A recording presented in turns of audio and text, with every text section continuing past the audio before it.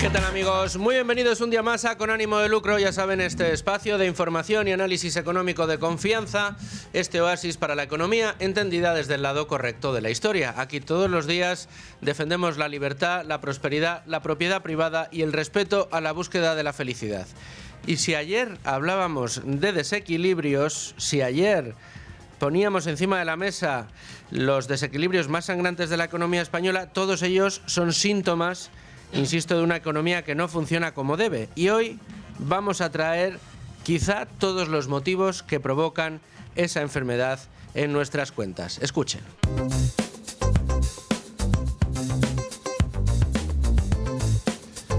Efectivamente, ayer traíamos aquí asuntos como el ingreso mínimo vital, cobrado por más de 2,4 millones de personas. Estamos hablando de rentas de subsistencia, aunque en algunos casos y dependiendo de las características del que lo solicita, incluso puede superar los 2.000 euros al mes.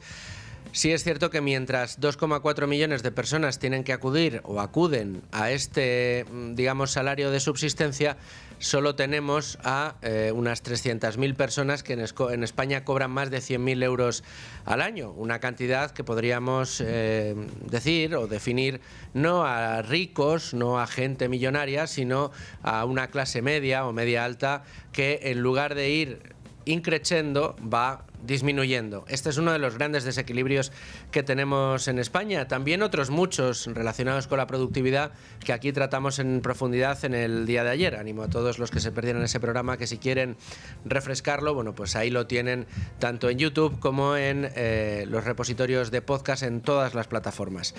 Pero, como decíamos, estos desequilibrios no dejan de ser síntomas, no dejan de ser consecuencias de una enfermedad que sufre la economía española y que viene provocada por unos patógenos. Esos patógenos que generan esta enfermedad tienen que ver con unas normativas que se han ido aprobando año a año, fundamentalmente, y grandes de los grandes desequilibrios que tenemos, muchos de ellos, por ejemplo el de la vivienda, provocado por leyes que se han aprobado bajo el mandato de Pedro Sánchez. Y precisamente frente a este problema se ha diseñado un antídoto. Lo ha hecho el Instituto Juan de Mariana, que ha publicado un informe que se ha convertido en un diagnóstico demoledor sobre esa arquitectura normativa que se ha puesto en marcha en España durante los últimos años.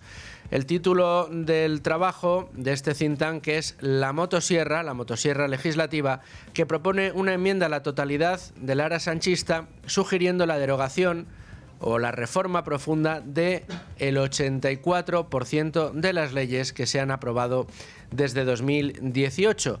Y no se trata de un simple ejercicio de oposición política, sino de una necesidad técnica que permita liberar a la economía española de los corsés, como decimos, de esos patógenos, de esos problemas burocráticos que asfixian la inversión, que asfixian el empleo o que asfixian el desarrollo, por ejemplo, de esa pequeña y mediana industria en España, de esa pequeña y mediana empresa que supone el 98,9% prácticamente de nuestro tejido productivo.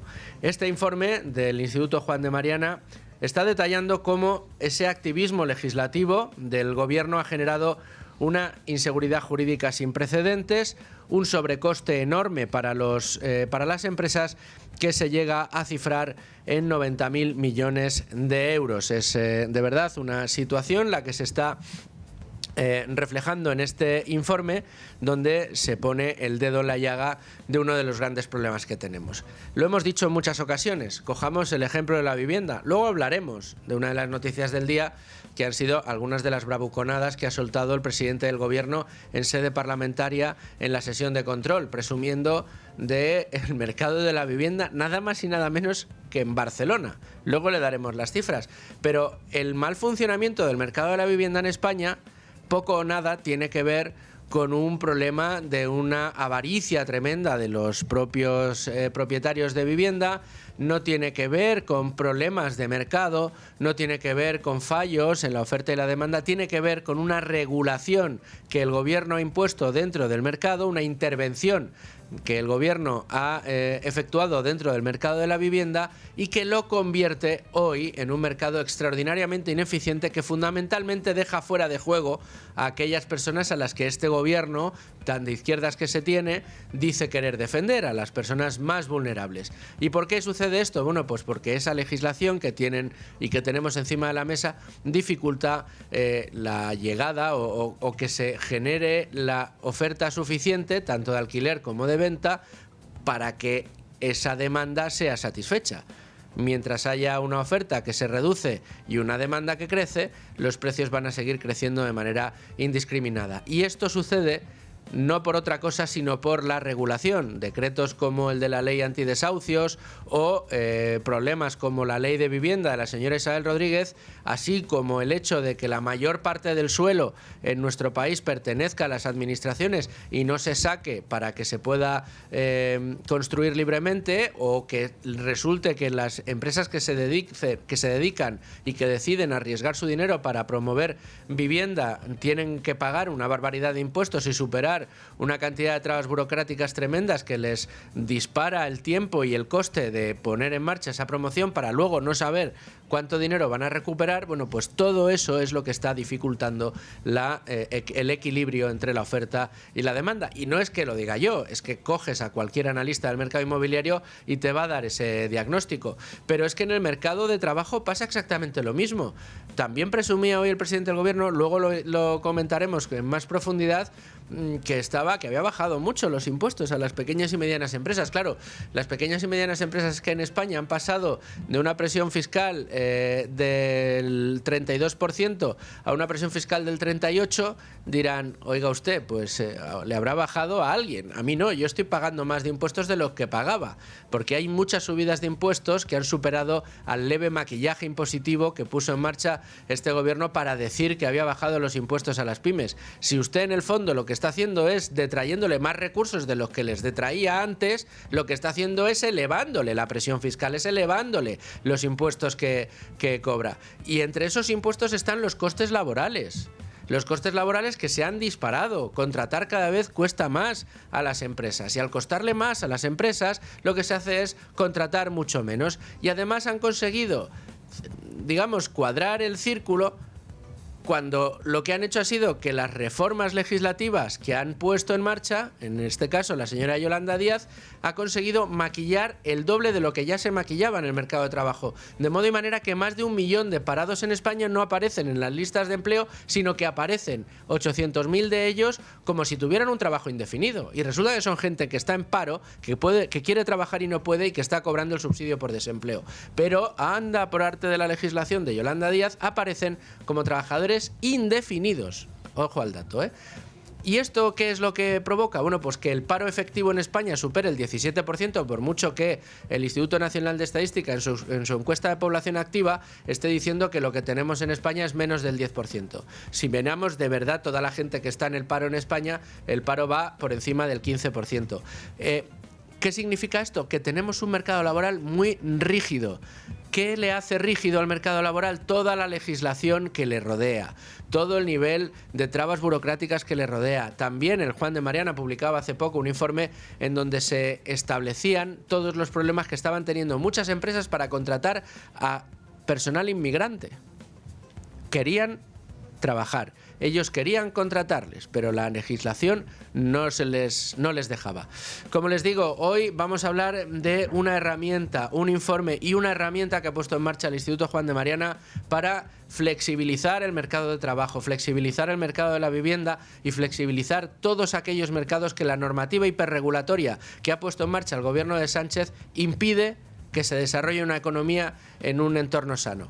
Uno de los grandes problemas de nuestra economía, la productividad, que está estancada, los salarios que están estancados desde hace más de 30 años. ¿Cómo se le quita ese dogal? ¿Cómo se consigue que aumente la productividad? Liberalizando sectores, liberalizando economía, permitiendo la llegada de nuevas inversiones, permitiendo el ánimo de lucro, permitiendo que las empresas puedan hacer unas previsiones claras de cuáles van a ser sus actividades dentro de España y que las puedan desarrollar con tranquilidad con seguridad jurídica. Bueno, pues en España todo esto es imposible debido a una hiperregulación que ha sido muy restrictiva en ámbito de libertades a la hora de desarrollar proyectos empresariales. De todo esto les vamos a hablar hoy en profundidad, pero hoy están pasando otras muchas cosas que también les tenemos que contar, empezando por la portada de Libre Mercado. Y vamos a seguir hablando de impuestos porque la portada de Libre Mercado abre hoy con una pieza de nuestra compañera Beatriz García. Hacienda gasta más de 800.000 euros en espiar a algunos contribuyentes con perfiles falsos en redes sociales. ¿Cómo es esto, Rubén? ¿Qué tal? Pues, buenas tardes. Pues como cuenta Beatriz García, evidentemente Hacienda tiene un afán irrefrenable de recaudación y ya ha puesto en marcha campañas en redes sociales para las cuales ha gastado, pues eso, 800.000 euros para, como dices, espiar a algunos contribuyentes. ¿Y cuáles son? Pues concretamente los llamados influencers o usuarios relevantes en redes sociales, a los cuales, pues sobre todo se les investiga cuál es su posición, sus ideas al respecto de los impuestos y del sistema tributario español. Y de este modo lo que Hacienda trata de controlar precisamente esos mensajes que se lanzan y con ello también tener sospechas, si acaso, o algún tipo de indicio para investigar lo que pueden hacer estas personas con su dinero. Más asuntos en la portada de Libre Mercado. Tenemos una pieza de Miguel Puga titulada Pedro Sánchez te va a pagar tu fiesta. El dueño de una discoteca explica que se puede entrar con el bono cultural en sus discotecas. Así es, como explica Miguel Puga, el dueño de una discoteca muy popular de Madrid ha hecho un vídeo que se ha hecho popular en redes sociales en el que explica cómo, pues efectivamente, el bono cultural que se supone que se da a los jóvenes españoles para que se lo gasten en libros, en actividades culturales, también se puede usar en discotecas, lo cual es curioso, ¿no? Porque, corrígeme si me equivoco, pero tengo entendido que, por ejemplo, no se puede usar para ir a las ventas a ver cualquier tipo de festejo de tauromaquia. Entonces, y sin embargo, el gobierno sí que pretende incentivar el uso del dinero público para este tipo de ocio, que es muy respetable, pero que evidentemente no se puede considerar como algo cultural, ¿no? Y tanto que no se puede considerar una actividad cultural. Es terrible. Bueno, pues de esto vamos a hablar, precisamente, de por qué estas cosas son posibles en España. Y cómo es posible, por ejemplo, lo que firmas en Rubén en Libre Mercado. España es el cuarto país de la UE con el IRPF más alto de la OCDE. Y son datos de Tax Foundation con datos de la OCDE, que explica que, como dices, España está en el cuarto puesto, habiendo estado en el 19 en el octavo puesto. Es decir, hemos escalado 4 posiciones y, en concreto, el tipo máximo del IRPF en España, según Tax Foundation, ahora mismo se sitúa en el 54%. Entre los países que más alto lo tienen, pues estaría Dinamarca y Francia también. Y esto nos da una idea, ¿no?, de cómo el gobierno de España ha decidido emprender, como comentábamos anteriormente, una política totalmente recaudatoria que a lo que va es precisamente a lastrar la capacidad económica de los ciudadanos. En fin, hasta aquí las noticias más interesantes de la portada Libre Mercado en el día de hoy. Nos vamos a repasar el resto de noticias económicas del día. Y lo prometido es deuda. Hoy ha sido noticia la intervención del presidente del gobierno en respuesta, creo que era, a Núñez Feijóo, sobre algunos de los aspectos más importantes que tienen que ver con su acción de gobierno. Ha presumido, señores, de bajar los impuestos, ojo al dato, y ha presumido de mercado inmobiliario. La sesión de control al gobierno de este miércoles nos deja un nuevo espectáculo político. Más allá de los ataques de la secretaria general de Podemos, Ione Belarra, que ha señalado a las empresas del IBEX y ha exigido al Ejecutivo encargarse de sus beneficios, el presidente del gobierno, Pedro Sánchez, ha insistido una vez más en presumir de su gestión económica y de este modo ha asegurado que ha bajado los impuestos a las rentas más bajas y que los alquileres ya se están reduciendo en Cataluña gracias precisamente a la ley de vivienda. Este gobierno ha bajado los impuestos a las pequeñas y medianas empresas y ha bajado los impuestos también a las rentas inferiores a los 20.000 euros. Hemos aumentado en 60.000 millones de euros respecto a la etapa anterior la financiación a Cataluña. 8.000 millones de euros, por cierto, para modernizar rodalíes. Gracias a la ley de vivienda, un inquilino en Barcelona se ahorra 2.600 euros al año en alquiler. Esos son hechos, señoría, más allá de la palabra. Es increíble, Rubén, me estabas diciendo que no era justo cuando contestaba a Núñez Feijóo, sino cuando contestaba a la señora Nogueras de Junts. Vamos a ponerle algunos puntos sobre las IES al presidente del gobierno. Dice que ha bajado los impuestos a las pequeñas y medianas empresas y a las micropymes. A ver, una cosa es que haya reducido el impuesto de sociedades para estas compañías del 25 al 23, solo 2 puntos porcentuales. En el caso de las pymes y de las micropymes, del 25 al 19%. Pero solo los 50.000 primeros euros, luego lo demás está grabado por encima del 19%. Claro, esto es una cosa. Dices, no, hombre, pues puede presumir el presidente del gobierno de que le ha bajado los impuestos. Hombre, si uno se fija únicamente en esta línea del relato, pues dirá, pues sí, no nos está engañando el presidente del gobierno. Pero, ¿qué pasa? Pues que ahí están Funcas y otras fundaciones y otros elementos de análisis y nos dicen la verdad de lo que está sucediendo. Y la verdad de lo que está sucediendo es que las pymes pasan de soportar una presión fiscal en 2018 del 35,2% al 38,5% en 2026. ¿Por qué?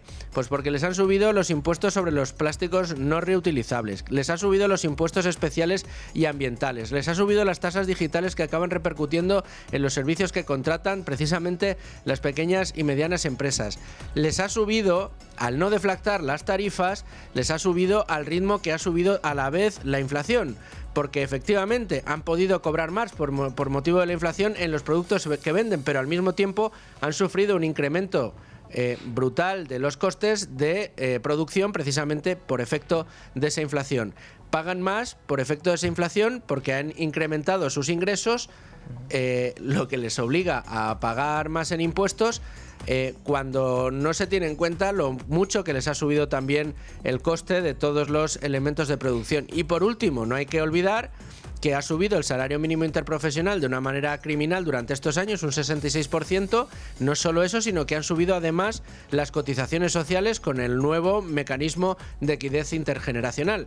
Ahora vendrán los ortodoxos a decirme, ya, pero las cotizaciones no son impuestos. Bueno, el MEI es un impuesto, por mucho que se le llame cotización, y al final la cotización social no deja de ser un sobrecoste impuesto a las empresas, y que además las empresas tienen que pagar la mayor parte de esa cotización social. La otra la paga la pequeña, la paga el empleado, pero la empresa paga las dos, la del empleado porque se la tiene que pagar y la suya propia porque la tiene que pagar igual.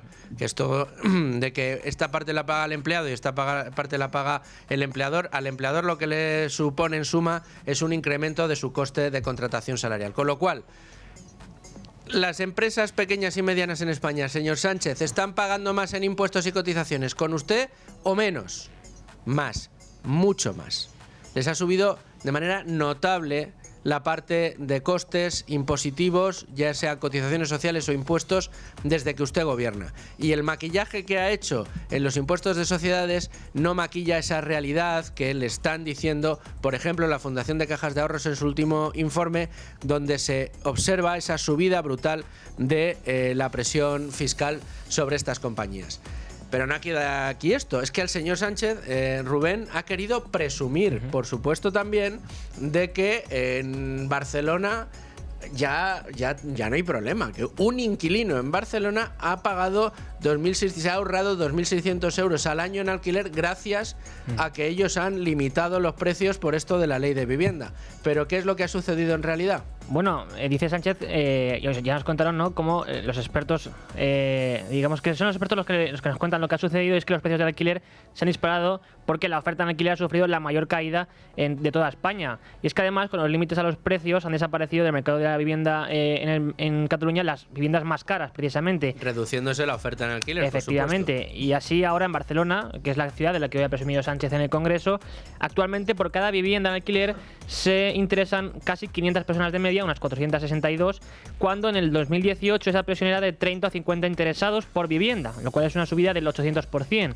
Y esto se traduce evidentemente en que el inquilino del que Sánchez hoy ha dicho que se ahorra tanto dinero en el pago de alquiler de forma anual, pues efectivamente es el inquilino que al que le, o sea, es el inquilino que es solo un inquilino. Efectivamente. Vamos a ver, que lo que tenemos es que cada vez menos gente puede acceder al mercado de la vivienda en Barcelona, cada vez menos gente puede acceder al mercado de la vivienda en alquiler en Cataluña, España, entre otras cosas porque sus políticas, su intervención de la que usted presume, lo que ha hecho ha sido restringir de una manera brutal la oferta. ¿Que el precio medio ha caído? Hombre, es que usted ha expulsado del mercado una cantidad de vivienda enorme, entre otras aquellas que por sus características, localización y tamaño eran más caras. ¿Qué pasa? Pues que las personas que ahora podían acceder a esas viviendas más caras porque tienen rentas más altas tienen que pelearse por el resto de viviendas con los que menos recursos tienen, con lo cual ¿se imagina usted a qué inquilino le ha rebajado usted esos 2.600 euros al año?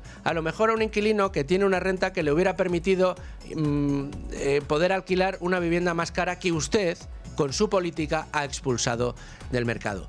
Este tipo de efectos de la norma sobre los mercados es lo que a esta izquierda está empeñada en no querer ver. Igual que tengo que decir que vergonzosa intervención de la señora Ione Belarra en el Congreso en el día de hoy, hablando de que el gobierno tiene que decidir cuánto tenemos que ganar todos los españoles, desde los que más ganan a los que menos. Es terrible lo que tenemos encima de la mesa. Pero bueno, han pasado más cosas hoy, cosas buenas, cosas positivas, también las tenemos. Iberdrola logra ganancias récords en 2025. Sí, de casi 6.300... Perdona, por mucho que le pese a Podemos y a Pedro Sánchez, Iberdrola tiene ganancias récords en 2025. Efectivamente, Iberdrola obtuvo unas ganancias récord de casi 6.300 millones de euros en 2025, lo que representa un incremento del 12% con respecto al ejercicio anterior, impulsada por las inversiones de más de 14.400 millones de euros en el año. Y el resultado de explotación, por su parte, se acercó a los 16.600 millones de euros, con una caída, eso sí, del 1,5%. En cualquier caso, en cuanto a las inversiones, se situaron en esos 14.400 millones de euros y del total de este esfuerzo inversor, 2/3 correspondieron al negocio de redes. Vamos a continuar con más noticias. El gasto en pensiones alcanza una nueva cifra récord. Fue en el presente mes de febrero y alcanza más de 14.200 millones de euros para el pago de las nóminas ordinarias mensuales de las pensiones contributivas, una cifra récord que supone un incremento del 6% en comparación con el año anterior, según ha informado este miércoles el Ministerio de Seguridad Social. Y con carácter general, la subida aplicada en esta nómina es del 2,7% en línea con el IPC. Así las cosas, según el Ministerio, la pensión media del sistema de la Seguridad Social se sitúa en febrero en los 1.360 euros mensuales, un 4,5% más que el mismo mes del año anterior. Y tenemos que volver a hablar del asunto de los aranceles de Trump, porque las grandes empresas norteamericanas están reclamando el reembolso total de estos aranceles. Efectivamente, después de que el pasado viernes la Corte Suprema de Estados Unidos dejara sin efecto gran parte de los aranceles que Trump aprobó de forma ilegal hace un año, las grandes empresas norteamericanas comienzan a reclamar a los tribunales la devolución de las cantidades abonadas en los últimos meses y que podrían dejar al gobierno con un agujero de entre 130.000 y 175.000 millones de dólares. El primero fue el gigante logístico FedEx, pero se ha unido otra batería de grandes corporaciones que han presentado alegaciones ante los tribunales desde el pasado mes de abril. Por el momento, y tras la postura mostrada por Trump en respuesta a la sentencia, todo parece indicar que también serán los jueces quienes decidan si los aranceles regresan a las cuentas de las empresas afectadas o no. Bueno, pues hasta aquí las noticias más importantes del día. En el plano económico nos vamos ahora a la tertulia. Seguimos en riguroso directo en Con Ánimo de Lucro. Son las 12:32 de la tarde, las 11:32 en Canarias. Abrimos tiempo de tertulia y lo hago muy bien acompañado en esta mesa de debate aquí en Con Ánimo de Lucro, en Es Radio Libre Mercado, acompañado por Juan Navarrete, que es el subdirector del Instituto Juan de Mariana. Mira que tenía yo ganas de tenerte aquí, Juan. ¿Cómo estás? ¿Qué tal, Luis Fernando? Un placer estar aquí. Oye, tenemos además un motivo muy importante para teneros aquí, que es un informe extraordinario que ojalá alguien le dé uso, que eso es de lo que se trata al final. También nos acompaña en el estudio Emilio Estebananza, que es el coordinador de este proyecto dentro del CEU, que es con quien habéis hecho el Instituto Juan de Mariana este proceso. Emilio Estebananza, ¿qué tal? ¿Cómo estás? ¿Qué tal, Luis? Muchas gracias por abrirnos esta amplísima ventana vuestra para dar a conocer esta iniciativa. Muchas gracias, encantado de estar aquí. Gracias a vosotros por querer estar. Y luego faltaba el que falta, pero que lo tenemos por teléfono, que es el responsable de estudios del Instituto Juan de Mariana, Diego Sánchez de la Cruz. Diego, ¿cómo estás? Pues encantado de estar en el programa una vez más. Ya veo que tienes en el estudio a dos invitados de excepción y creo que lo que tenemos entre manos es uno de los informes más importantes que jamás se han publicado en España. Precisamente esto me decías, Diego, es desde los informes de los que más orgulloso me siento como responsable de estudios del Instituto Juan de Mariana, además un proyecto en colaboración con el CEU y que pone encima de la mesa una herramienta muy poderosa. Desde luego, hemos combinado 4 sistemas de inteligencia artificial y más de 600.000 desarrollos normativos y legislativos del BOE para construir un modelo analítico que nos permite estudiar todas las leyes que están en vigor en España y recomendar cómo y de qué manera derogar, reformar, suprimir todos aquellos excesos regulatorios en que se ha incurrido especialmente en el periodo de Pedro Sánchez. Y lo hemos combinado con equipos humanos del Juan de Mariana y del CEU que han trabajado para revisar esas conclusiones, ampliar esas conclusiones, etcétera. De modo que lo que tenemos es una motosierra 2.0, algo parecido a lo que Sturzenegger hizo en Argentina, pero aún más sofisticado y potente.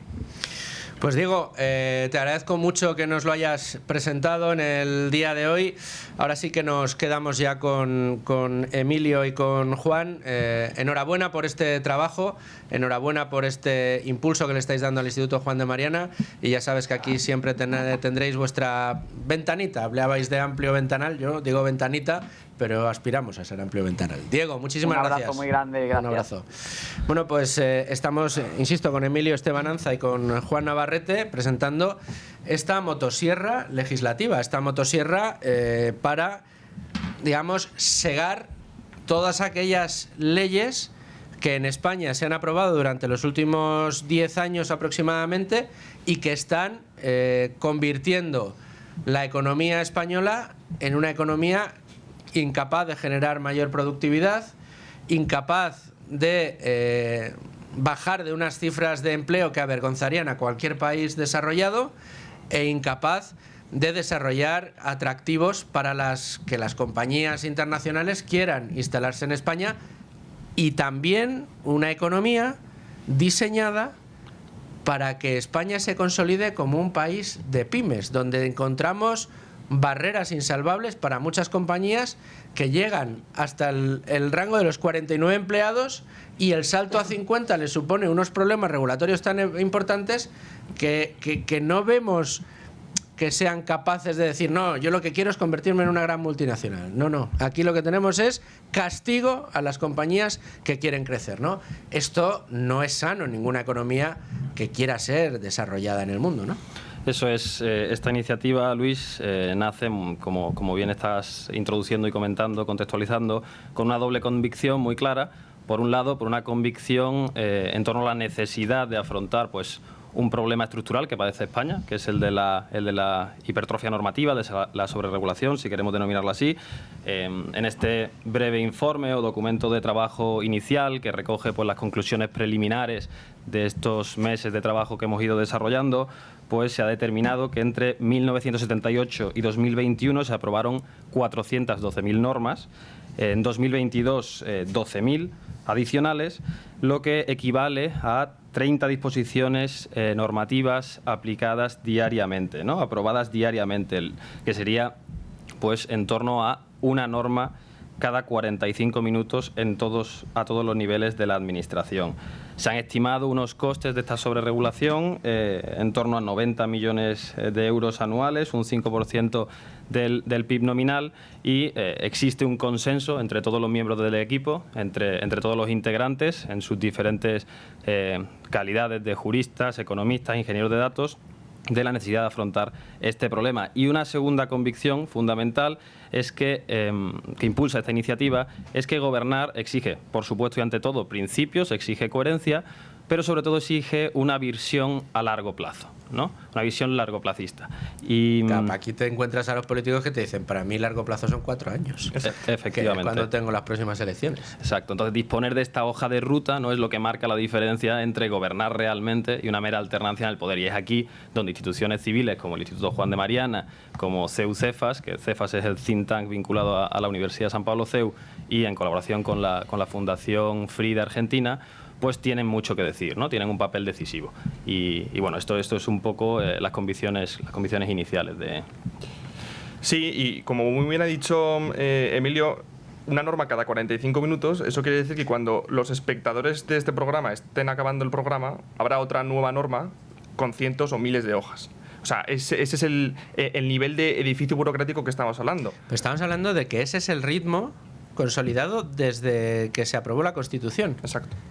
O sea, desde el 78 hasta ahora, cada 45 minutos aproximadamente se ha ido estableciendo una nueva norma que ha ido acotando los, pues no sé, el desarrollo de negocios, de vidas, en fin, de todo. Hasta tal punto es así que en el informe se ilustra de manera gráfica cuáles son las normas con edificios literalmente. Es decir, si pusiéramos en un bloque de hojas todas las normas que se han aprobado la Constitución, desde la Constitución, estaríamos hablando de que sería un bloque de hojas de la altura o más de la altura de las Torres Petronas o de la Torre Eiffel. O sea, una cosa absolutamente bárbara. Y por puntualizar una cosa que has dicho, esos 90.000 millones, que no son 90 solo, son 90.000 millones de coste o de sobrecoste que nos cuesta a nosotros, a la economía nacional, la sobreregulación. Claro, esto se ha dicho por redes sociales y algunos periodistas lo han dicho, pero hay que tener en cuenta que no son 90.000 millones que se gasta el Estado y que le cuesta al Estado y que sin esos 90.000 millones el Estado tendría ese dinero para gastar, sino que a la economía en general le cuesta ese dinero. Y poniendo un ejemplo muy sencillo y muy rápido, el código de edificación, que se está ahora debatiendo a ver si lo implanta o no este gobierno, que por ejemplo te dice, oye, pues tienes que construir un edificio con este material ecosostenible, o por ejemplo lo que se está hablando ahora de que tiene que tener mínimo 2 plazas de parking de bicicletas, que yo no sé cómo es una plaza de parking de bicicletas, mínimo para tener ese edificio. Claro, eso hace que en España, sea completamente imposible construir vivienda barata, está prohibido construir vivienda barata en España, y además hace que cada vivienda sea estamos hablando de 18.000 euros más cara cada vivienda. De ese coste burocrático estamos hablando. Al final es un impuesto más. Sí, te iba a preguntar precisamente, os iba a preguntar a ambos cómo habíais llegado a ese cálculo de los 90.000 millones de euros de sobrecoste en cuestiones regulatorias, pero me lo acabas de aclarar. Este es un informe y una herramienta. Yo creo que aquí hay una clave diferencial.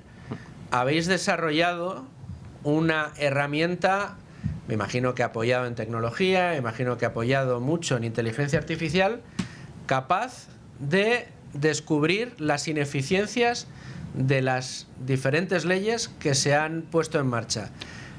¿Cómo es eso? O sea, explicadme esto para que la gente que nos escucha pueda entender hasta qué punto puede ser útil una herramienta como esta. Sí, se ha utilizado en prensa principalmente el término informe. A mí me gusta más en este primer momento del proyecto, en esta fase inicial, hablar de documento de trabajo, por lo que este documento lo que hace es recoger los resultados preliminares del trabajo realizado durante estos 7-8 meses en el análisis, la revisión y la auditoría de 243 normas con rango de ley. Hemos auditado desde 2018, junio, hasta enero de 2026, todas aquellas normas aprobadas normas con rango de ley, es decir, leyes orgánicas, leyes ordinarias, reales decreto ley y reales decretos legislativos, ¿no? Entonces, esto se ha hecho, por un lado, con un equipo humano muy solvente, integrado por 15 personas, por juristas expertos en procedimientos regulatorios, en procedimientos legislativos. Hemos combinado tanto académicos como operadores jurídicos. Hemos tenido economistas expertos en políticas públicas, ingenieros de datos, personas con perfiles institucionales. Y este trabajo humano de expertos pues ha sido, digamos, apoyado en una herramienta tecnológica desarrollada por el Foro de Regulación Inteligente, de la mano también de Mercatus Center, con Rashid Griffith, que lo que ha hecho ha sido volcar o raspar el conjunto de toda la normativa del BOE, de más de 650.000 normas. También ha incluido un proceso de aprendizaje automático en el que ha incluido pues 5.000 documentos oficiales pues del Banco de España, del Fondo Monetario Internacional, del Banco Central Europeo, con el objetivo de instruir a la máquina de tal manera que pueda automatizar procesos de revisión del conjunto del acervo legislativo, utilizando pues inteligencia artificial integrada de pues ChatGPT en sus versiones premium, por supuesto, desarrolladas de pago, Grok y también Gemini, ¿no? Integrando todas estas herramientas, pues hace una clasificación de las normas en base a 5 criterios principales, digamos criterios objetivos. Uno de ellos sería pues el de carga regulatoria, el de complejidad en la redacción de las normas, la extensión de la norma también es otro de las cuestiones que se tiene en cuenta, y hemos incluido un último que es un criterio de carga ideológica de la norma. O sea, la inteligencia artificial, apoyada en esta herramienta de Big Data, pues analiza el texto determinando pues el nivel de neutralidad o de objetividad de la redacción, o si bien presenta claros indicios de carga ideológica. Que eso es lo que llamamos el socialismo latente, ¿no? Socialismo latente. Y además el tema de lo largo o no, que es una norma, es muy importante, porque nos hemos dado cuenta que normalmente cuanto más larga es una norma, peor es. Es decir, la norma es mejor, en términos futbolísticos, cortita y al pie. Exacto, ¿no? Y al final... No, lo que siempre se ha dicho de que de cómo deberían ser, por ejemplo, los impuestos. Exacto. Pocos y fáciles de entender. Y tenemos muchísimos y con una complejidad enorme que lo que hace es traducirse en arbitrariedad al final al ejecutor de las diferentes normas, que es el aparato de justicia, para interpretar de una manera u otra, o incluso al político. No olvidemos la que se armó cuando decidió cambiar la interpretación de la norma fiscal respecto a la posibilidad de tener una empresa con la que pues facturar trabajos o hacer gastos, ¿no? Claro, y además no hemos hablado de una cosa que es muy importante, y es la inseguridad jurídica que da esta hipertrofia. Es absolutamente brutal. A ver, contadnos. Inseguridad jurídica, capítulo... Luego os preguntaré por si esta herramienta, además al legislador o a quien la utilice, le da, porque esto sería ideal que lo utilizaran los propios legisladores, le da herramientas para, oye, es que esta norma se puso en marcha porque había que transponer una directiva comunitaria. Esto también se recoge, me imagino, pero vamos luego. Vamos con la inseguridad jurídica que ha generado esta hipertrofia legislativa. Mira, yo por plantear una idea principal, y es que la inseguridad jurídica que estamos hablando en este punto.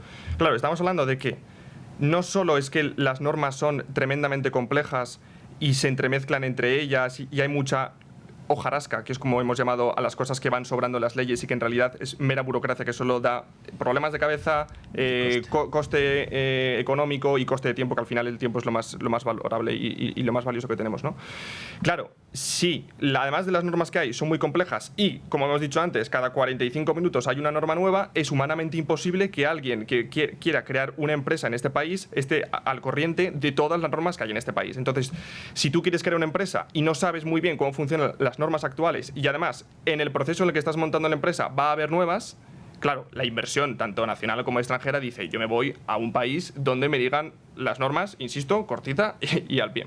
Sí, es una cuestión de seguridad jurídica, de concreción y, como bien comentabas, de disuasión de la inversión privada.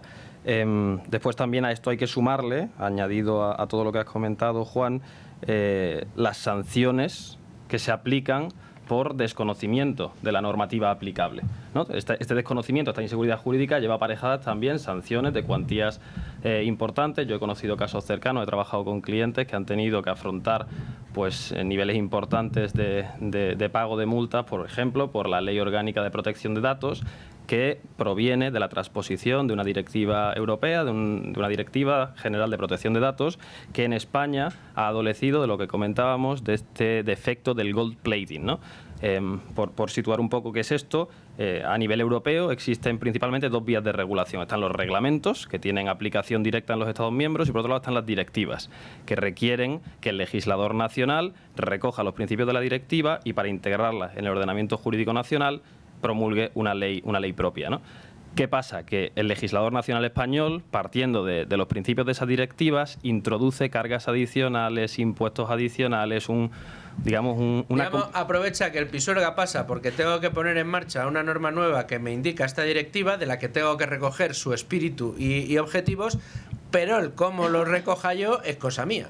Y entonces, pues mira, ya que tengo que transponer esta directiva, pues voy a aprovechar para cargar de impuestos por aquí, para regular esto por allá, en fin. Para introducir regímenes sancionadores muy gravosos. Cosa hay que le gusta a un legislador, sobre todo de izquierdas, que decir, Madre mía, que tengo aquí un coladero para todo lo que yo quiera poner en marcha, ¿no? Efectivamente, y eso ha sido un poco, por ejemplo, el caso que comentábamos de la Ley Orgánica de Protección de Datos, que queda recogida en este documento preliminar que hemos publicado, que presentamos ayer, y se hace una comparativa, por ejemplo, de la transposición de esta misma ley por otro país, Estado miembro, Estonia, ¿no? Y había una diferencia abismal. En España se reguló a través de 97 artículos, 22 disposiciones adicionales, más de 80 folios de norma.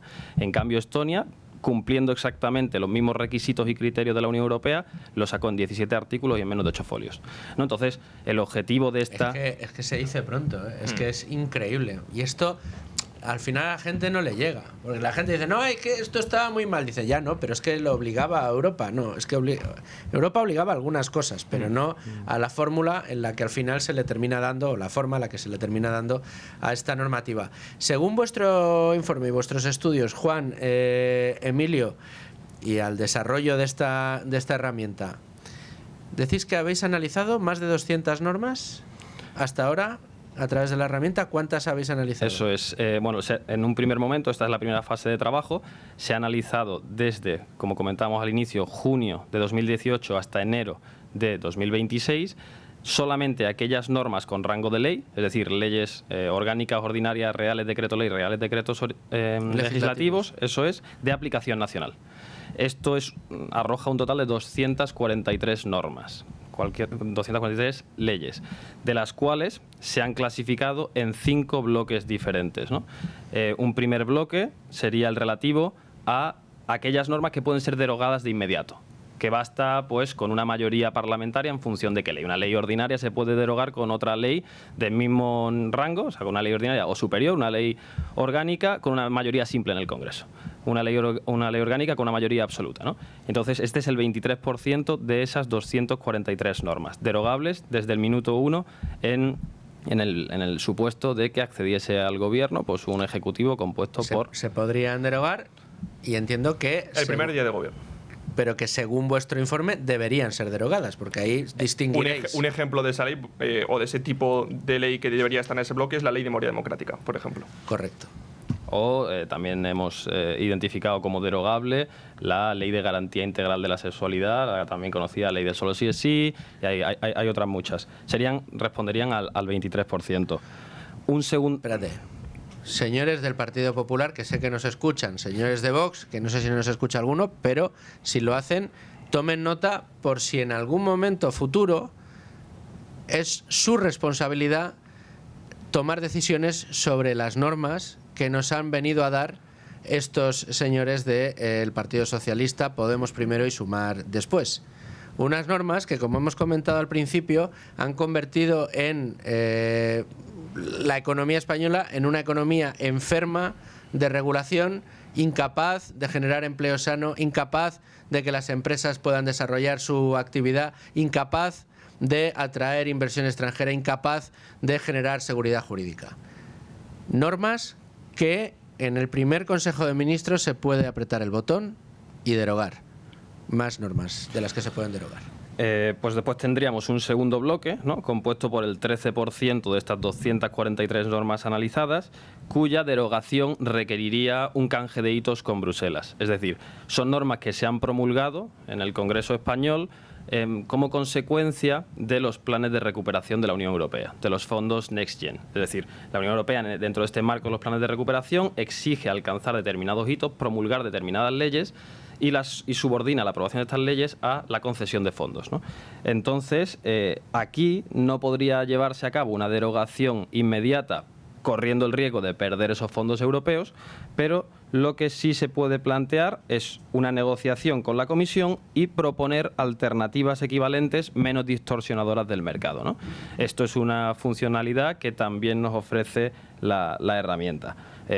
Hemos mencionado el ejemplo muy claro de la Ley Orgánica de Protección de Datos, también del sistema de cotización de autónomos, sería una de las que entraría dentro de este bloque, o la Ley de Cambio Climático, Transición Energética, que es de 7 de 2021, ¿no? Estos serían los dos primeros bloques. Muy brevemente comento los otros dos. los dos últimos. El tercer bloque de las normas analizadas representaría el 17%, que son aquellas que hemos comentado que estarían afectadas por problemas de gold plating, es decir, las transposiciones de directivas en lo que se ha incurrido en una regulación excesiva por parte del legislador nacional, correspondería al 17%, y el último bloque, el cuarto, el más amplio, con un 31%, agrupa aquellas leyes que, si bien responden a problemas o abordan problemas reales nacionales, pues lo hacen mediante diseños excesivamente rígidos o intervencionistas, en los que pues se llevaría a cabo reformas por procedimiento ordinario en el Parlamento, en el Congreso de los Diputados y en el Senado, pues sin más dificultad que los trámites habituales de reforma y de modificación de normas. Sí, y yo, cogiendo el guante que antes hablaba Luis Fernando Quintero, claro, esto es una herramienta tremendamente potente, pero no es claro. El otro día, en la presentación en el CEU con Diego, se los estuvo presentando a los periodistas en el ordenador a ver cómo trabajaba esa herramienta, y es verdaderamente una barbaridad, con inteligencia artificial y con análisis de Big Data, ¿no? Claro, esto es una herramienta muy potente, pero que necesita voluntad política para llevarse a cabo. Es decir, nos guste o no, Vox y Partido Popular hoy por hoy están condenados a entenderse. Están condenados a entenderse en Extremadura, están condenados a entenderse en Aragón, seguramente en Castilla y León y seguramente también en Andalucía, que son las próximas elecciones autonómicas. Y seguramente también en 2027 las elecciones generales. Sí, se plantean y cuando se plantean. Y si se plantean, exacto. Yo creo que se deberían plantear, pero bueno, eso es otro tema, ¿no? La cuestión está, Partido Popular y Vox, vamos a darle, o queremos, esa es la idea, darles esta herramienta para que ya no tengan excusa en desregular el sanchismo, porque siempre habla tanto PP como Vox, no, hay que derogar el sanchismo, de acuerdo, nosotros os damos la herramienta, ahora la voluntad es vuestra. Claro, esto es como, mira, a mí que me gusta mucho la inversión, esto es como un screening legislativo. O sea, tú en un screening para inversiones puedes decir, oye, yo quiero empresas de esta capitalización que tengan estas características, con un PER de estas características, con un management de estas características, y a ti hay herramientas que te ofrece, pues mira, las empresas con las características que tú quieres en el ámbito español son estas, en el ámbito europeo estas, en el ámbito norteamericano estas, y en el de emergentes estas, ¿no? Y entonces tú ahí ya, pues mira la que más te guste o la que menos te guste. Aquí lo que tenemos es, mire usted, de las normas, de las 240 normas que ha aprobado el sanchismo, derogables completamente, si queremos dinamizar el mercado, si queremos mejorar la situación en España, son estas. Se pueden derogar desde el minuto 1 y completamente. Parcialmente, estas.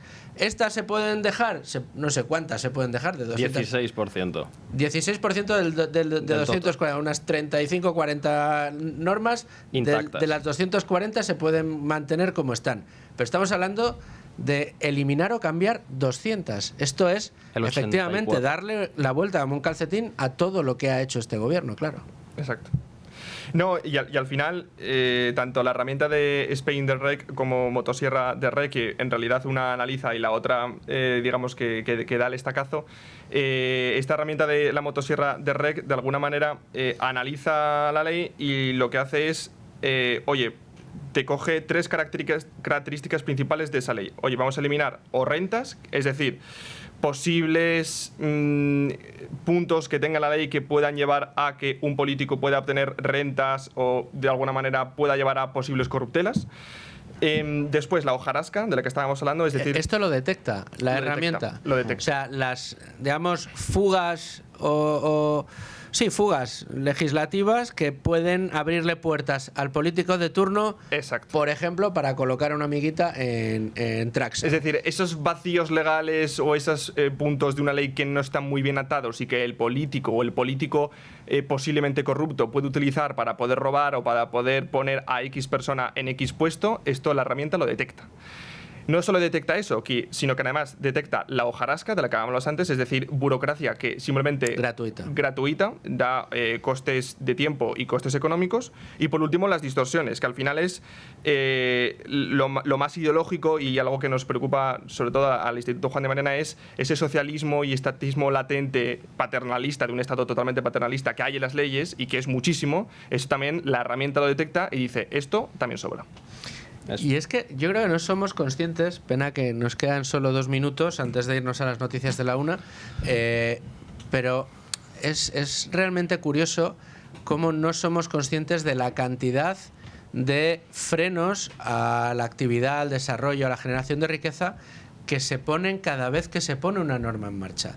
No somos conscientes de los departamentos enteros que cuentan, quienes pueden contar con ellos, como las grandes multinacionales, que se dedican únicamente a leer el BOE cada día para ver cómo tienen que adaptar su estructura para cumplir absolutamente todas las normas españolas. Igual tienen que adaptarse a normas que el legislador había puesto en un párrafo, en fin, lo que decías tú, no, hojarasca, pero es burocracia que al final pues entraña coste y entraña gasto. 200 normas que se pueden eliminar, pues podríamos decir casi en los 100 primeros días de gobierno, y que sería bueno que se eliminaran para desarrollar una actividad mucho más sana en España y permitir que los españoles vivamos bien, que al final es el objetivo, ¿no?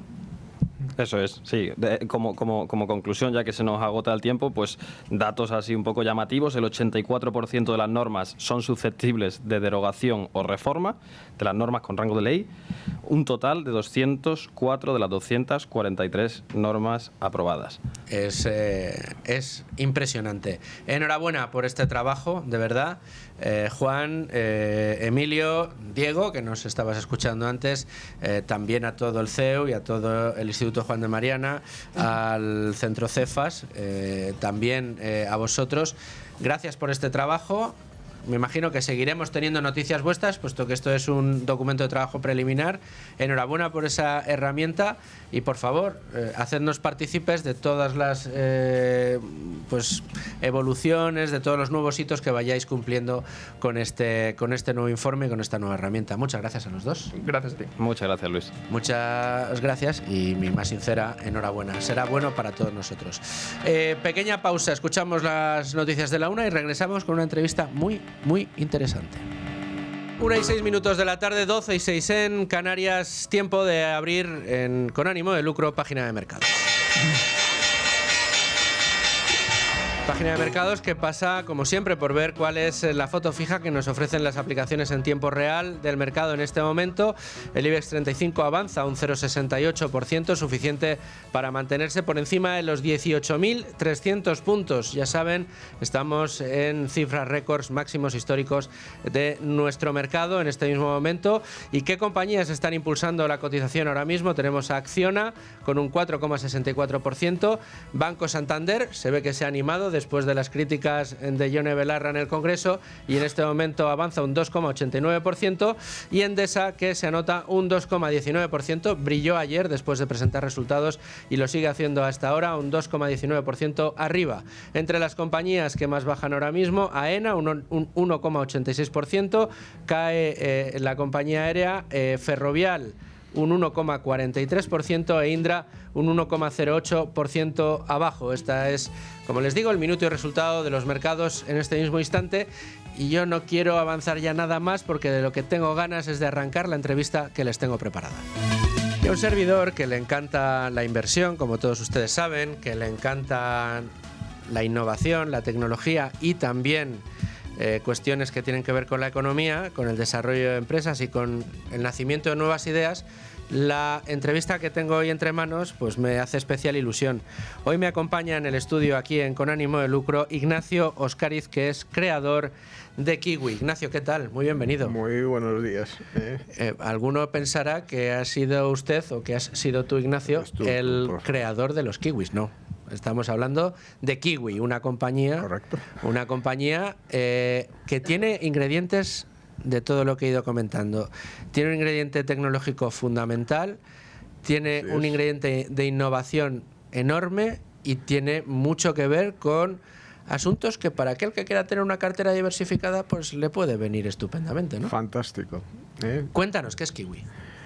Bueno, pues Kiwi, y la idea inicial es terminado en H, sería el kilovatio hora, es decir, KWH, verde, para lo cual hay que ponerle dosis en medio.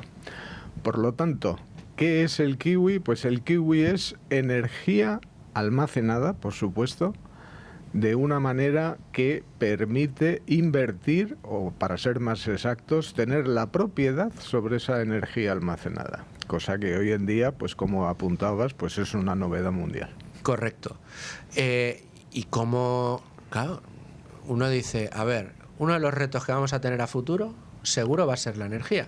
Lo estamos viendo, estamos viendo que actualmente hay muchos centros de datos que se quieren instalar en España que no lo pueden hacer porque no tienen facilidades para conseguir la interconexión con la subestación que les dote de energía suficiente para desarrollar los proyectos. Es sin duda uno de los grandes retos que tenemos a corto, medio y largo plazo. Con lo cual estás tocando un sector clave. Y por otro lado dices, vamos a conseguir que todo aquel que quiera pueda invertir en ser propietario de kilovatios. ¡Ostras! ¿Y esto cómo se hace? Pues esto se hace tras 30 años de ir pensándolo cómo se hace. Que es un 30 poco... años. Pues sí, y no estoy exagerando porque esto es una idea que yo en su momento la tuve pues allá por los 90 y...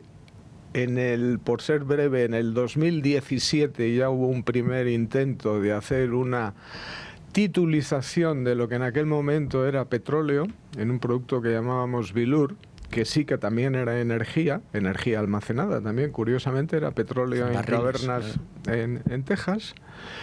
Y hubo algún pequeño inconveniente con el tema del Bilur, porque al final, si yo tengo un producto que no deja de ser petróleo almacenado y lo pongo y lo tokenizo, pues lo que doy es la oportunidad de inmediatamente comprar futuros, o para ser más exactos, comprar Bilures y vender futuros y hacer dinero gratis. Correcto. Y ahí fue donde realmente aprendimos algo también. Esto fue el año 17, siempre un poco avanzado, para llegar al kiwi en estos momentos, que ya no es tanto energía, vamos a decir, en el sentido más amplio, sino electricidad, en el sentido de potencia, que en baterías no deja de ser electricidad almacenada. Y ahí es donde la cosa ya se complica, porque el petróleo o la madera o el carbón es energía y se puede almacenar fácil, pero la electricidad, ¿cómo se almacena? En baterías. Y ahora, ¿cómo se financia o cómo se tituliza esa energía? Y ahí es donde estamos precisamente en la novedad. Pues te voy a pedir algo que reconozco que seguro que es un reto para ti, aunque ya lo habrás entrenado, mucho, que es tratar de explicarle a nuestros oyentes y a nuestros telespectadores qué es esto de la tokenización. Claro. ¿De qué manera yo, a través de un token que tiene que ver con un elemento donde entra la tecnología blockchain, que lo que hace es garantizar origen y destino y proceso intermedio, cómo a través de un token yo soy capaz de ser propietario de una serie de kilovatios que están almacenados en algún sitio? Estaba pensando yo ahora, Ignacio, digo, oye, el máximo que a mí me enseñaron siempre fue que la energía ni se crea ni se destruye, solo se transforma. Ahora se tokeniza y se almacena. Correcto, pero fíjate que en ese razonamiento de no se crea y no se destruye, claro, en nuestro caso es la energía, lo que haces es intermedio convertirla en dinero. Correcto. Es decir, lo que es el dinero fiat pasa a ser energía, la energía se puede utilizar y una vez que la utilizas, ese dinero de alguna manera lo has gastado. Correcto. Entonces es energía convertida en dinero o dinero convertido en energía. Es decir, energy is money. Y eso no lo digo yo, lo ha dicho Elon Musk hace 15 días. Hombre, desde luego. Y no se puede decir que sea un chaval que está empezando en esto de los negocios. No. Y precisamente Elon Musk la gente se le olvida, pero los primeros dineros los hizo en una compañía que era PayPal. Sí. Que al final no dejaba de ser el antecedente del Bitcoin, para pagos y tener la posibilidad de hacer lo que no hacían las tarjetas en aquel momento. Pero la idea, fíjate, está en que el hecho de que ahora mismo digas, bueno, la energía tengo yo la posibilidad de tener kilovatios hora en mi cartera. Bien, eso está bien y puede sonar muy bonito, pero la realidad es ¿para qué me sirve? Yo ahora mismo tengo 5.000 euros. Esa era la siguiente pregunta. Sí. Bueno, pues me he adelantado. Tengo 5.000 euros en mi cuenta corriente y vale, pues ahí está y están seguros. Y el kiwi realmente te sirve para algo. Bueno, pues el kiwi te sirve para 3 cosas. 1, para poderle sacar a esa cuenta corriente que hoy no te da nada o te da muy poquito, Pues un punto básico en el sentido financiero es un 0,01% diario, lo cual hace un 5,5% anual, lo cual no está mal. Un 5,5% anual. A la inflación ya la has ganado. En el buen entendimiento que ese 5,5% es líquido inmediatamente. En el sentido de que además, contra tu cuenta en Kiwis, puedes tener una tarjeta con la cual puedes comprar cualquier cosa igual que contra tu cuenta corriente.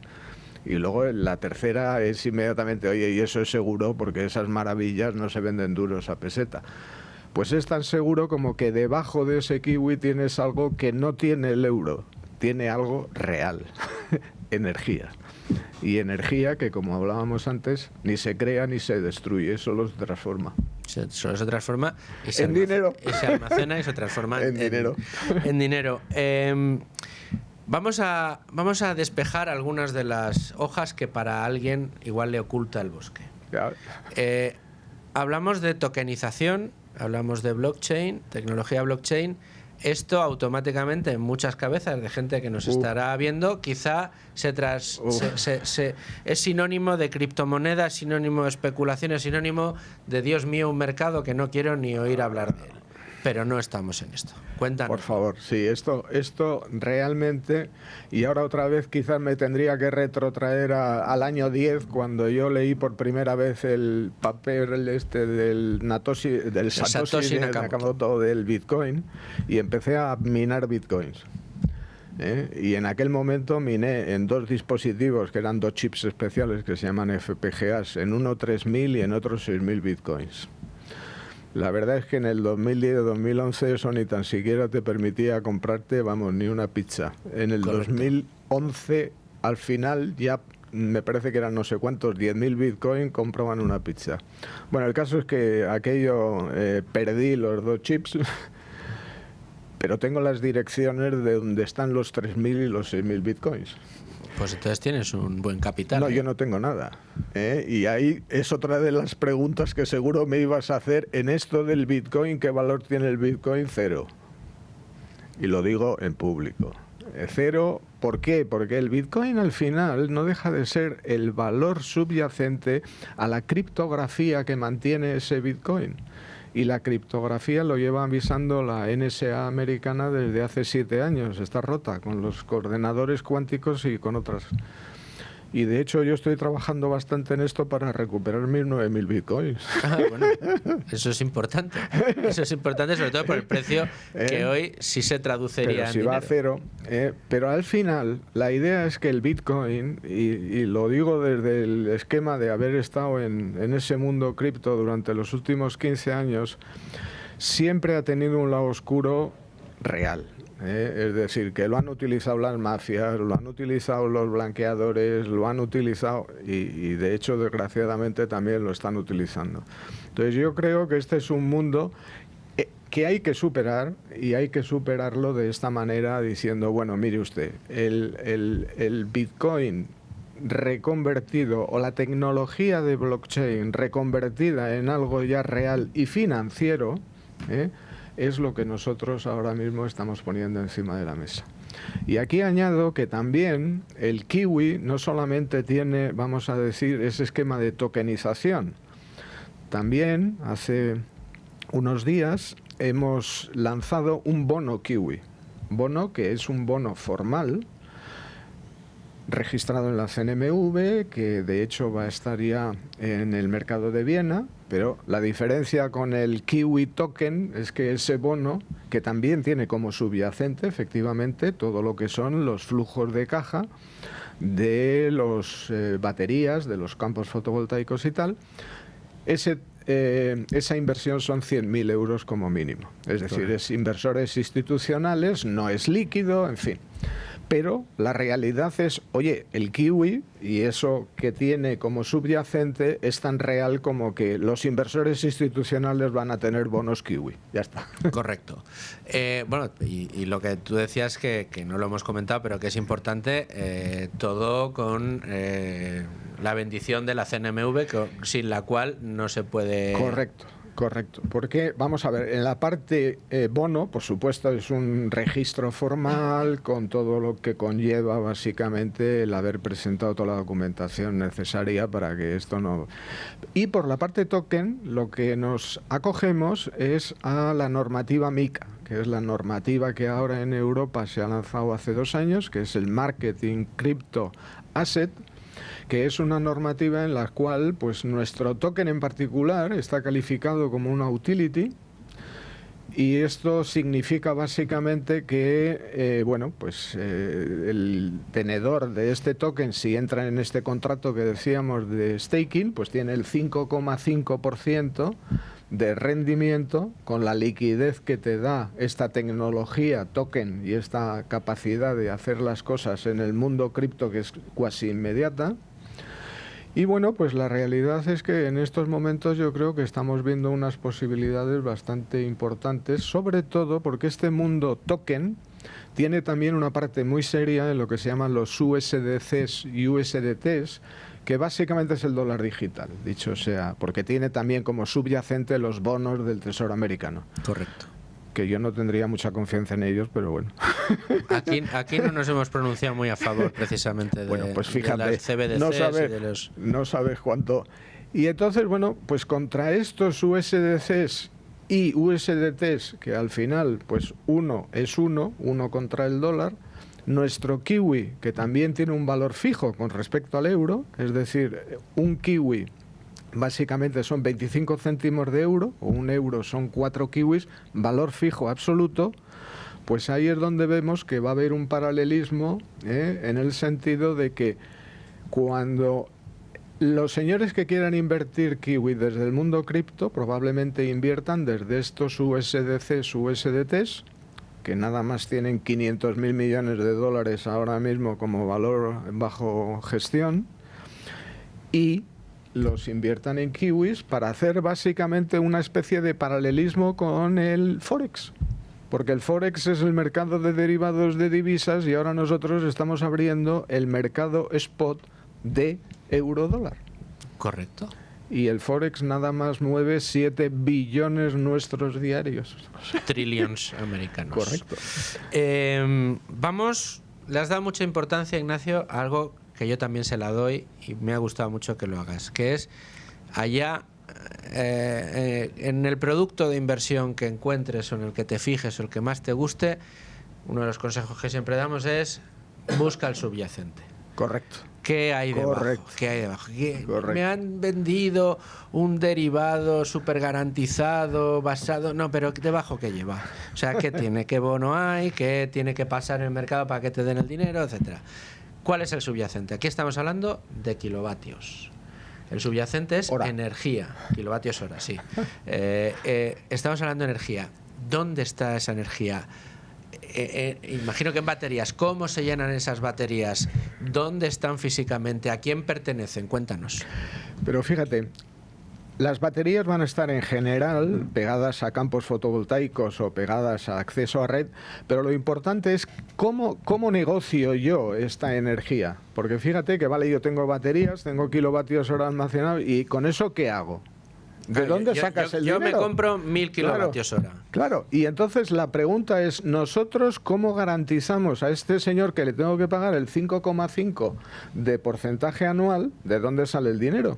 Claro. Porque entonces, aquí hay ahora mismo 2 oportunidades en el mundo del almacenaje energético. En España todos los días está en los periódicos, que es la posibilidad de arbitraje en el mercado eléctrico, OMIE, que eso nada más está cerrado a las comercializadoras, dicho sea de paso, y las baterías no van a dejar de ser alguien que estará en ese mercado, y luego servicios, lo que se llaman servicios auxiliares de red, que son los servicios que se le ofrecen a red eléctrica para que estabilice, bueno, los parámetros técnicos de la red, la frecuencia, la capacidad y tal. Entonces, bajo ese esquema, este es con el subyacente batería-energía lo que nos permite comprar barato energía en el mercado, cuando por ejemplo los campos fotovoltaicos hay mucho sol y la energía está a cero, cargamos las baterías a 0 y por la noche, a partir de las 7 de la tarde, que la energía se pone a 80, 100, 125, pues la vendemos. Como digo yo, esto es la teoría del botijo, o sea, pitorro A, pitorro B, compro barato, vendo caro, que es lo que normalmente... Esto desaparecerá cuando ya haya un número de baterías suficiente para que estos esquemas entre 0 y 120 se estabilicen a un precio energético de 30, 40... pero luego hay servicios subyacentes y negocios subyacentes dentro de 5 o 10 años, y ahí estoy pensando en el coche eléctrico, que ahora ha sido un fiasco, pero casi me atrevería a decir que en el año 35 el 80% del parque de vehículos en España será eléctrico. Y esto te lo pongo encima de la mesa para que dentro de 10 años me lo recuerdes. No, te lo recordaré diciéndote además qué tal me ha ido a mí con los kiwis. ¿Qué pasa si invierto 5.000 euros en kiwis? Yo voy a recibir mi 5% anual por esos kiwis, pero ¿se puede especular con ellos? ¿Los puedo vender? ¿Son líquidos? ¿No son líquidos? La palabra especulación en este caso casi te diría que no existe, porque el precio es fijo. Y cuando los precios son fijos, mala especulación haces. Pero, atención, inmediatamente hay una especulación contra el USD, contra los USDs. Y ahora te voy a dar un negocio inmediato. Tú tienes USDs, o mejor dicho, tienes Bitcoin. Con 10 Bitcoins, estoy hablando de números neutros, no tomes... Con 10 unidades de Bitcoin puedes apalancar 100 unidades de USDs, ¿vale? USDs en el sentido de que lo puedes tomar prestados. Esa tomar prestados tienes que pagar un 3,5% hoy en día en cualquiera de las web, 3,5% al año con esos USDs. Con esos USDs compras kiwis. Y yo te estoy dando el 5,5%. Con lo cual, con el apalancamiento que haces desde 10 unidades de Bitcoin o lo que sea, o Ethereum, puedes tener 100 unidades de kiwis, en este caso, con un rendimiento neto del 2. Del 2, claro. 2%. Lo cual quiere Porque decir, bajándolo, sí. Bajándolo, tienes 2 sobre 10, un 20% anual. ¿Cómo lo ves? Pues un 20% anual es una rentabilidad muy interesante. Sobre tus Bitcoin que los tienes almacenados. Con lo cual, esto ya es un negocio que puedes hacer desde el lunes. Correcto, y está abierto, entiendo, a cualquier inversor retail. Cualquier inversor. ¿Tiene ticket mínimo para poder comprar? 25 céntimos. 25 céntimos. Bueno, es el kiwi que te decía, que menos de un kiwi no se puede comprar, pero son 25 céntimos de euro los que tiene como ticket mínimo, sí. Correcto. Vamos a ver, me estás poniendo las cosas muy fáciles, pero claro. Yo ahora me pongo en la piel de alguien que nos está escuchando y dice, chico, a mí esto de la energía me suena muy bien el 5%, me suena muy bien la versatilidad que me da, pero ¿qué tengo que hacer ahora mismo para yo comprarme un token de Kiwi? 1 o 1000 o los que sean. Pues esto es una primicia en tu programa. Desde el lunes irás a la plataforma KiwiTok. Cuidado con la H en medio. Kiwi, KIWIHTOK.com, que ahora mismo, por supuesto, podéis visitarla, pero desde el lunes podrás hacer este tipo de operaciones de las que estamos hablando, de comprar y hacer la operación desde USDCs, USDTs contra kiwis y viceversa. Por último. Y bueno, también ciertamente que también está la posibilidad de que si no estás en el mundo cripto, jamás te has metido en el mundo cripto, pues entras en esta plataforma con tu tarjeta de crédito y puedes comprar directamente kiwis con tu tarjeta de crédito y luego gastarlos contra tu tarjeta de crédito. Eso es fantástico. Una pregunta así tonta que se me ocurre. Si fuera a ocurrir lo que ya ocurrió en abril del año pasado, que parece que no va a ocurrir, pero tú imagínate que yo tengo... que te veo venir.